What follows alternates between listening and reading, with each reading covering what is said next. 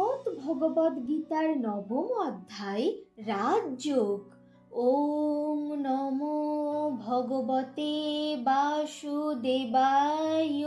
শ্রী ভগবানুবাচ ইদং তু তে গুহ্যতমং প্রবক্ষ্যামি অনুসূয়বে জ্ঞানং বিজ্ঞান সহিতং যৎ জ্ঞাত্বা মোক্ষসে অশুভাৎ।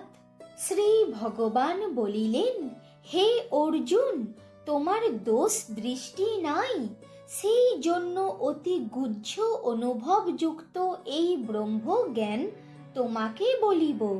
তাহা লাভ করিলে তুমি সংসার বন্ধন হইতে সদ্য মুক্ত হইবে।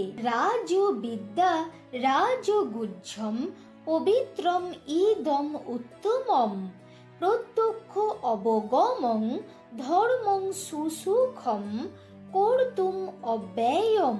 এই ব্রহ্মবিদ্যা সর্ববিদ্যার মধ্যে শ্রেষ্ঠ। উহা উত্তম, পবিত্র, সাক্ষাৎ ফলপ্রদ, ধর্মসঙ্গত, সহজ সাধ্য ও অক্ষয় ফলযুক্ত। অশ্রদ্ধধানা পুরুষা ধর্মস্য অস্য পরন্তপ অপ্রাপ্য মাম নিবর্তন্তে মৃত্যু সংসার বর্তনি।